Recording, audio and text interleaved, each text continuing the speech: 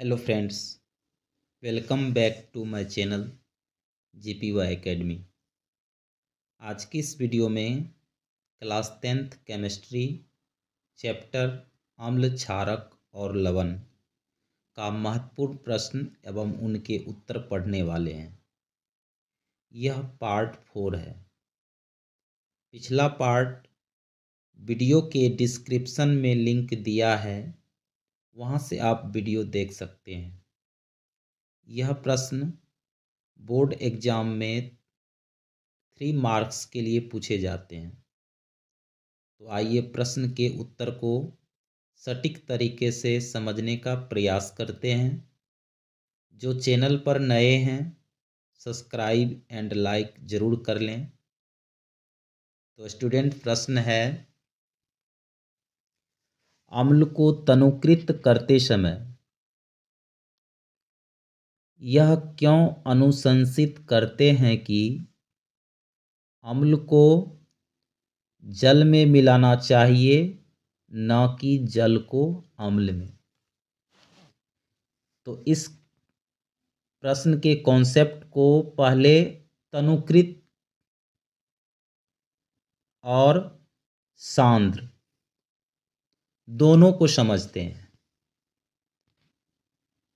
तनुकृत का अर्थ हुआ अम्ल को पतला करना और सांद्र अम्ल का अर्थ हुआ गाढ़ा अम्ल। क्योंकि अम्ल की जल से जब अभिक्रिया होती है तो यह अभिक्रिया ऊष्माक्षेपी अभिक्रिया कहलाती है। ऊष्माक्षेपी अर्थात ऊष्मा उत्पन्न होती है। तो इस प्रश्न के कॉन्सेप्ट को इस प्रकार समझते हैं, जैसे क्वेश्चन है,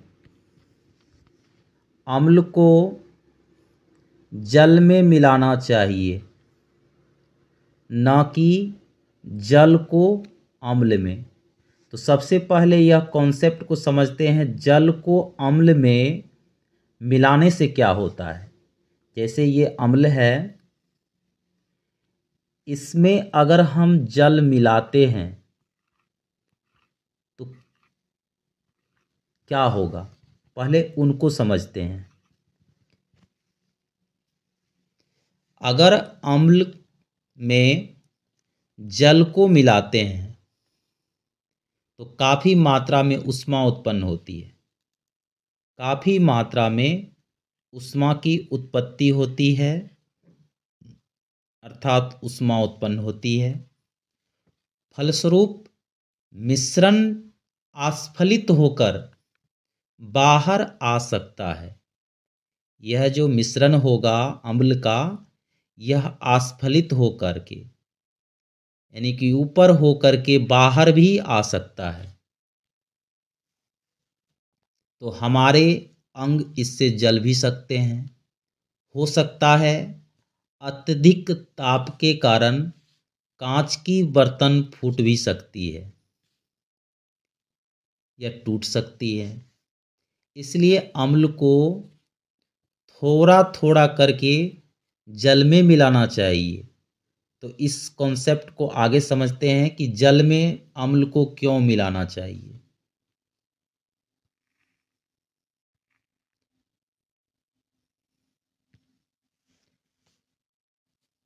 इसलिए अम्ल को क्या करना चाहिए, थोड़ा थोड़ा करके, बूंद बूंद करके अम्ल को किस में मिलाना चाहिए, जल में मिलाना चाहिए। जल में मिलाने के बाद फिर भी क्या होगी, ऊष्मा उत्पन्न होगी। फिर भी क्या होगी, ऊष्मा उत्पन्न होगी, लेकिन जल के द्वारा क्या होगा, यह ऊष्मा अवशोषित कर लिए जाएंगे। इसलिए सांद्र अम्ल को जल में धीरे धीरे मिलाना चाहिए और अम्ल डालते समय जल को लगातार हिलाते भी रहना चाहिए। ऐसा करने से क्या होगा, जो ऊष्मा उत्पन्न होगी उनकी मात्रा कम हो जाएगी, अर्थात ऊष्मा की मात्रा क्या होगी, कम हो जाएगी। तो आइए, कॉन्सेप्ट को आपने समझ लिया, तो आइए अब हम समझते हैं कि इन प्रश्नों को एग्जाम में कैसे लिख सकते हैं सटीक भाषा में।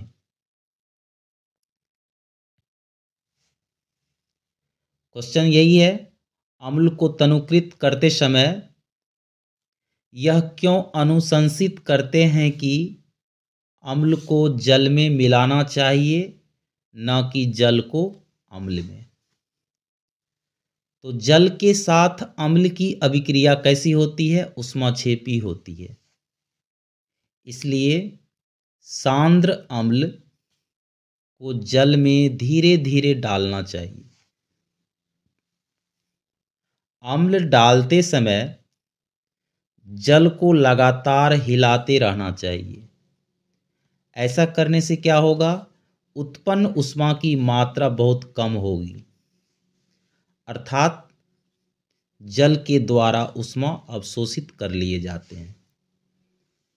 अब दूसरा कॉन्सेप्ट है कि जल को सांद्र अम्ल में मिलाया जाए।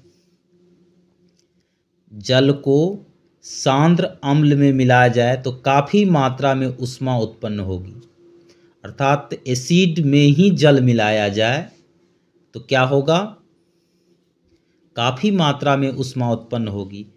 क्या होगा, फलस्वरूप मिश्रण आस्फलित होकर बाहर आ सकता है, हमारे चेहरे और कपड़ों को जला सकती है एवं अत्यधिक ऊष्मा के कारण कांच का बर्तन टूट भी सकता है।